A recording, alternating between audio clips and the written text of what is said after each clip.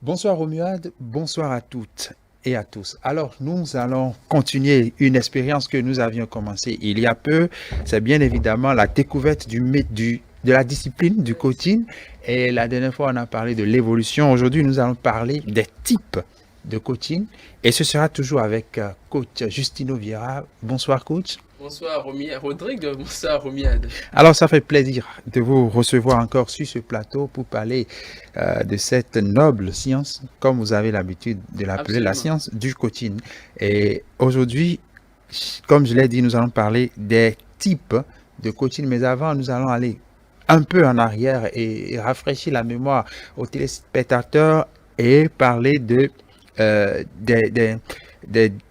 différentes versions du coaching rapidement avant de parler maintenant des types du coaching, ce qui nous rassemble ce soir. Merci beaucoup.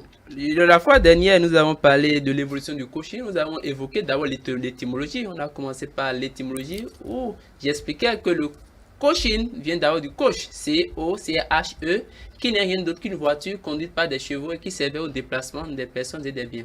Et que dans le temps, on a connu principalement deux évolutions. La première évolution est celle traditionnelle où le coaching est né 700 ans avant Jésus-Christ et le précurseur de ce travail, c'est bien entendu Socrate. Seulement, à l'époque, on ne parlait pas du coaching, mais on parlait de l'art maïtique qui est là d'accoucher les esprits.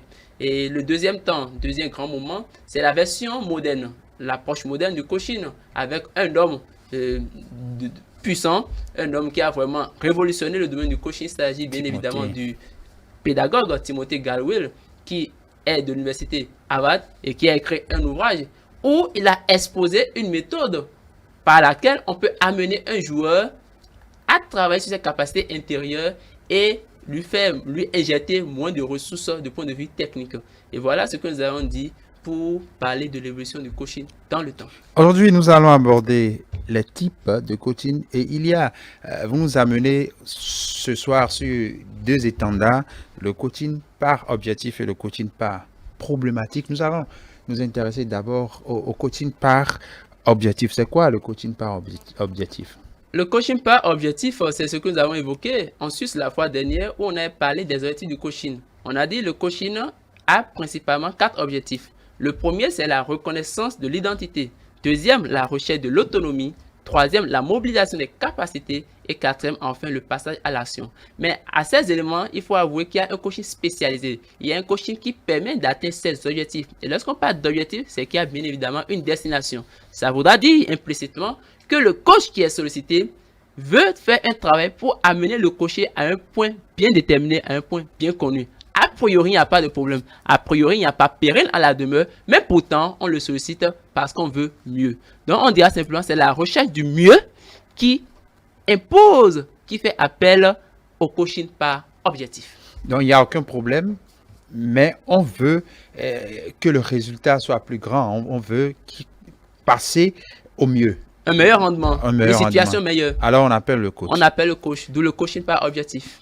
Et quels sont les différents types du coaching par objectif? D'abord, le premier coaching, c'est le coaching par intégration. Et lorsqu'on parle du coaching par intégration, de quoi s'agit-il? Voilà quelqu'un qui vient d'intégrer un cercle, qui vient d'intégrer une entreprise, qui vient d'intégrer une organisation, d'où il faut le coacher pour qu'il puisse remplacer, pour qu'il puisse associer à sa personnalité les réalités de ce milieu qu'il vient de découvrir. Pour Donc, ne pas être dépaysé. pour ne pas être dépaysé et s'enraciner dans la culture de cette organisation. Donc, c'est ce que fait le coaching d'intégration. Permettre à l'individu d'intégrer un mouvement, d'intégrer une organisation, une entreprise et s'enraciner dans les habitudes, dans la culture, dans le fonctionnement de cette entreprise, de cette organisation. Tout à l'heure, pour le coaching par objectif, vous avez dit que on va vers le mieux. On va vers le mieux. On veut se perfectionner davantage. Est-ce qu'il y a un coaching spécialisé dans ça, dans le fait de chercher à atteindre de grandes performances? Si, on va le retrouver tout à l'heure parce que dans les catégories, il y a le coaching de performance. Il y a le coaching de performance et c'est ça qui vient même après le coaching d'intégration. Le coaching de performance, c'est que ça c'est une chronologie. Dans le premier coaching intégration, la personne vient de rentrer. On vient de lui faire découvrir le milieu. Mais dans le coaching de performance, On dit maintenant que tu as déployé tes valeurs, maintenant que tu as pris siège, on veut t'amener à atteindre un niveau. On veut t'amener à atteindre une certaine moyenne, une certaine performance. D'où le coaching de performance. Ça, on a dit quoi? La personne est déjà en situation. La personne est déjà en position. On veut maintenant le coacher sur la base des attributions, sur la base des tâches qui lui seront assignées ou de ses obligations pour qu'il puisse avoir un meilleur rendement depuis cette obligation, depuis ce poste qu'il occupe, bien évidemment. Alors, si je comprends bien, le coaching par objectif, c'est vrai, on n'a pas encore découvert les autres aspects. C'est typiquement lié aux entreprises. Pas typiquement lié aux entreprises. Lorsque je prends le premier cas, le coaching d'intégration, il peut s'agir d'une intégration dans une organisation. Quand une organisation, on comprend par là une association, ce n'est pas forcément une entreprise, où la personne a une responsabilité de leadership.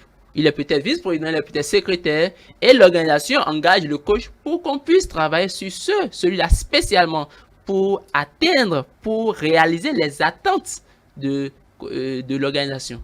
Alors, on va s'intéresser au troisième coaching. Le coaching de croissance. Le troisième coaching, c'est le coaching de croissance. Mais il faut nuancer. Lorsqu'on parle du coaching de croissance, à première vue, on dit, bon, croissance, c'est que la personne veut évoluer.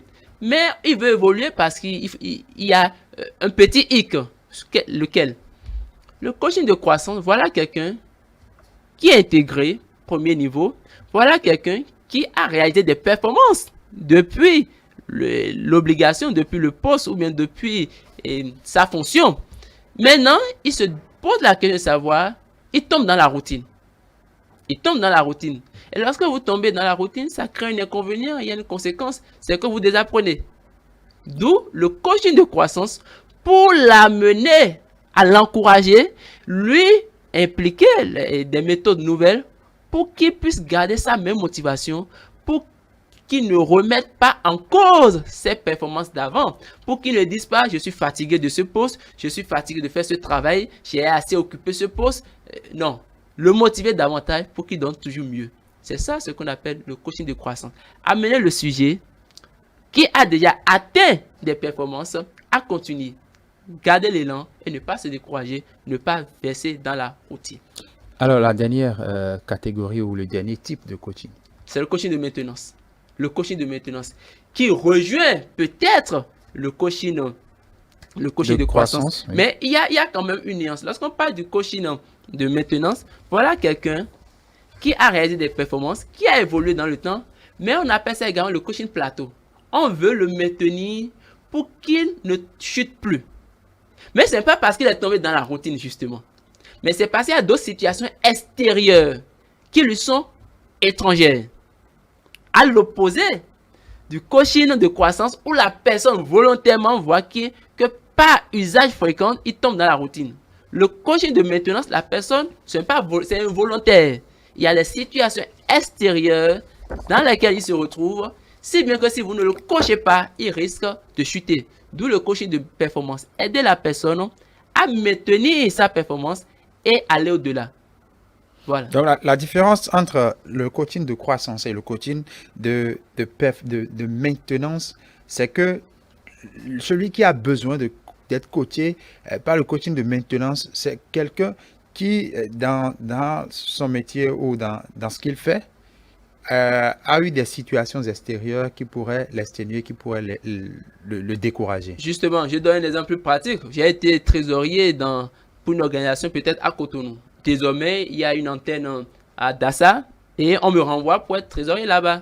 Mais en temps là, j'étais à Cotonou, j'ai réalisé des performances. Peut-être que j'ai même été le meilleur trésorier de l'année. Et c'est pour ça qu'on m'envoie à Dassa parce que là, il y a plus de terrain à défricher. D'où j'ai besoin de coaching pour maîtriser les enjeux sociologiques de ce milieu. Sans quoi, j'aurais été bon et trésorier à Cotonou, mais une fois à Dassa, ma performance va baisser.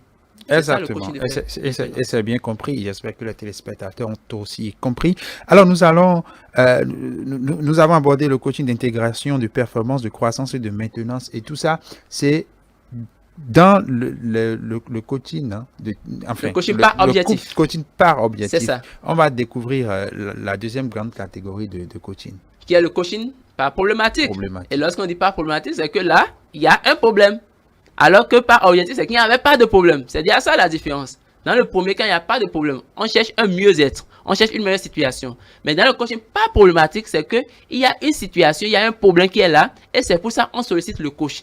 Et le premier niveau, c'est déjà le coaching de développement. C'est déjà le coaching de développement. Et dans le coaching de développement, c'est ce que nous appelons en coaching, le coaching express. Le coach vous sollicite, mais pour un problème précis. Pour un problème précis. Il dit, coach, je veux être performant dans tel domaine. Peut-être qu'il a fait son poste ne lui imposait pas la rhétorique, ne lui imposait pas de développer une bonne élocution. Par mutation, par promotion, il se retrouve maintenant dans une position où il a besoin d'être en face d'un public. Il a besoin d'être peut-être le représentant de l'entreprise sur le marché. D'où le coaching de développement lui impose de se faire coacher pour développer une bonne élocution. Et ça rejoint le troisième élément que nous avions développé la séance dernière sur les outils du coaching, la mobilisation des capacités. Donc, le coaching, pas problématique, qui commence par son décomposant, le coaching de développement, prend en compte le besoin du coaché qui veut faire immersion, qui veut découvrir un monde nouveau. Qui veut découvrir un monde nouveau. C'est ça qui s'agit dans le coaching de développement. Donc, c'est un coaching qui est plus adapté aux leaders. Qui est plus adapté aux leaders et pas seulement, non seulement aux leaders, il peut s'agir de managers. On arrivera sur un autre plateau à faire la différence entre le manager et le leader. Mais il peut s'agir du coaching orienté vers le manager. Donc, quelqu'un qui, par exemple, veut vaincre sa timidité ou bien veut lutter contre la colère, et il a senti que la timidité ou la colère ne lui permet pas forcément d'atteindre certains objectifs et qui sollicite un coach. Est-ce le coaching du développement? Ça sera le coaching de développement si à l'instant -1, ce n'était pas un frein. S'il était dans une position où sa timidité n'était pas un handicap, le mal serait là, mais ça ne laisse pas de séquelles dans son rendement. D'où on parlera de coaching de développement. Mais lorsqu'il est en position et ça devient maintenant un obstacle, là nous tombons dans le coaching de résolution. C'est qu'il est déjà en situation. Donc on voit que c'est à cause de cet obstacle qu'il ne fait pas une bonne performance, que son rendement est faible. Dans ce cas, on parle de coaching de résolution. Et on en parle. Le coaching de résolution, c'est celui-là qui est en situation. Un cas précis pour bien comprendre. Le coaching de résolution, un cas précis, c'est voilà un comptable qui est comptable chez la comptabilité d'une entreprise, mais subitement, il ne parvient pas à garder, il a un problème de mémoire, ce que nous appelons les trous de mémoire. Il fait un compte aujourd'hui, son chef l'appelle demain, après-demain, il dit qu'il a oublié de se référer au logiciel ou c'est qu'il a un trou de mémoire. Note qu'il a eu à prendre. Alors qu'il doit avoir, c'est ça le comptable, avoir une certaine aptitude à garder les choses. Le coaching de résolution, le chef constate qu'il a un problème, sollicite un coach pour son comptable, l'aider à être plus développé, stimuler son intelligence. Stimuler son intelligence. Là, on parle de coaching de résolution. Le coaching de résolution, je reprécise, vous êtes déjà en position, vous êtes en situation.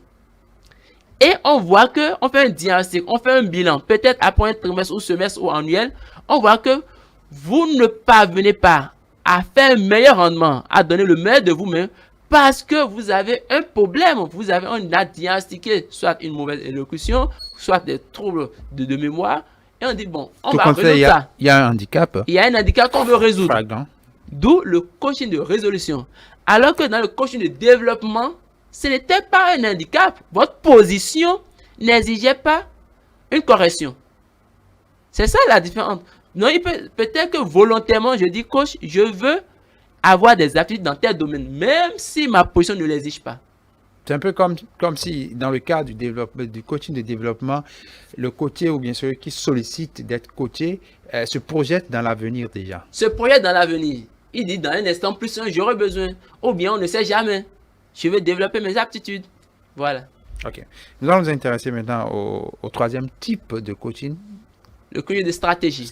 Le coaching de stratégie. Lorsqu'on parle du coaching de stratégie, c'est que vous vous retrouvez dans une organisation. Et lorsque je dis organisation, on peut parler, peut s'agir d'une entreprise, peut s'agir d'une association, il peut s'agir d'une institution. Voilà, toujours dit regroupement, entité morale. Et l'organisation a déjà son plan stratégique, son plan d'action. Vous venez, vous avez déjà vos ressources techniques, néanmoins, on vous coach pour que vos propositions soient orientées, reposent sur le plan stratégique de l'entreprise, sur le plan stratégique de l'organisation. Ça veut dire que vous n'êtes pas indépendant. On vous apprend à prendre des décisions efficaces, mais associées au plan d'action, au plan stratégique de l'organisation. C'est ça le coaching de stratégie. Est-ce que ça ne rejoint pas un peu le coaching d'intégration? Parce que je suis nouveau dans le système, il va falloir que je prenne le pool de la maison et tout ça. Est-ce que ça ne Non, rejoint il pas y a, un peu? il y a- il y a une différence. Il y a une différence. Dans le coaching de stratégie, c'est que vous êtes en position de décision. Vous êtes décideur. Ok. Donc, on ne vous demande pas. Or, dans le coaching d'intégration, on vous apprend les cultures générales de l'entreprise. Je suis comptable, on me montre le manuel de procédure. On m'aide, on me coach, on me fait un coaching de stratégie pour que les décisions, pour que les outils de management que j'aurais à proposer se retrouvent, soient associés au manuel de procédure de l'entreprise. Or, dans le coaching d'intégration, on ramasse en général la culture de l'entreprise. Ici, on sort à 17h. Ici, on met telle tenue, le dress code. Voilà un peu ce qui se retrouve dans le coaching d'intégration. Mais le coaching de stratégie, c'est spécifique à votre engagement, à votre attente, à votre responsabilité. À vos prises de décision, il À faudrait vos pas prises de que... décision, Bon, bien évidemment. donc, si je comprends bien, quelqu'un vient dans une entreprise, on lui fait le coaching d'intégration, on l'intègre à l'entreprise, il fait peut-être 5, 6, 10 ans, et puis il accède à un poste de responsabilité dans l'entreprise. Il faut donc que on lui fasse d'autres coachings, Le coaching de stratégie, pour parce que le problème qu'on veut résoudre, c'est qu'il soit efficace. On veut favoriser un bon rendement de sa part. Je suis bon, mais est-ce que je suis bon sur la base du plan stratégique de l'entreprise? Si la réponse est fausse, alors j'ai besoin d'un coaching de stratégie. Donc, est-ce que le coach qu'on appelle pour accompagner cet agent, cet employé, est-ce que lui, il est forcé de maîtriser le plan stratégique de l'entreprise c'est ou bien on plus lui... technique. Ah, Là, c'est plus technique. comment ça se passe? Là, on sollicite un coach qui doit être un sachant. Le Ok. coach doit être sachant. Je ne vais pas vouloir appeler quelqu'un pour former un comptable si lui-même n'a pas des notions basiques en comptabilité. À moins qu'on soit dans une position, qu'on soit dans une demande de mobilisation de capacités intérieures. Et je dis les capacités intérieures, le coach, a priori, peut les résoudre. Mais lorsque c'est orienté sur des attentes d'une personne en responsabilité, il peut s'agir d'une question de ressources intérieures comme d'une question de ressources extérieures. Et si c'est une question de ressources extérieures, le coach doit avoir des prédispositions, doit avoir des connaissances plus ou moins précises dans le domaine. Donc, ne serait-il pas mieux donc qu'une entreprise ait un coach qui suive ses employés, qui suivent le personnel? Là, le coach maîtrise bien l'entreprise, il maîtrise les réalités, il maîtrise les stratégies. Peut-être il proposerait même des stratégies à cette entreprise-là. C'est recommandé et je l'ai expliqué de long à large dans mon ouvrage La science du coaching qui est consacré comme l'ouvrage du mois de novembre consacré au coaching. Chaque entreprise doit avoir un coach et le coach prend ce qu'on appelle le pool de l'entreprise et il est en griffe le manager. Mais on ne veut pas dire stricto sensu manager parce que à nuance près, lui s'implique dans une position privée avec les collaborateurs, avec les employés de l'entreprise. Donc, c'est la bienvenue. Chaque entreprise doit avoir un coach et les grosses entreprises, tenez-vous tranquille, ont toujours des coachs. Chaque entreprise doit avoir un coach. Vous êtes entrepreneur, vous êtes chef d'entreprise. J'espère que vous avez noté cela. Alors, nous allons avec vous aborder le dernier type de coaching, c'est le coaching de stimulation. Le coaching de stimulation. Je pense que le nom même l'évoque si bien. Le coaching de stimulation, c'est qu'il y a un enjeu. Et ça s'applique dans ce que nous appelons le coaching scolaire ou le coaching sportif. Il y a un enjeu, vous avez un examen en vue. Vous avez un défi dans les prochains jours. On vous prend un coach pour vous redonner de la motivation, pour vous galvaniser, pour ramener au top votre réflexion, pour débarrasser de vous la peur, l'angoisse, la mélancolie, pour que vous soyez dans une position de vainqueur. Il faut que vous voyez vainqueur avant d'aller à l'examen. D'où le coaching de stimulation s'impose pour les écoles. Et nous remercions au passage ces écoles qui ont compris. Et à quelques semaines, à des mois, lorsque l'examen est proche, font recours à des coachs pour qu'on vienne organiser des séances de motivation, des séances de coaching dans leurs écoles. Et nous prenons par votre canal, si vous nous le permettez, bien entendu, pour demander que c'est indispensable. Dire que c'est indispensable.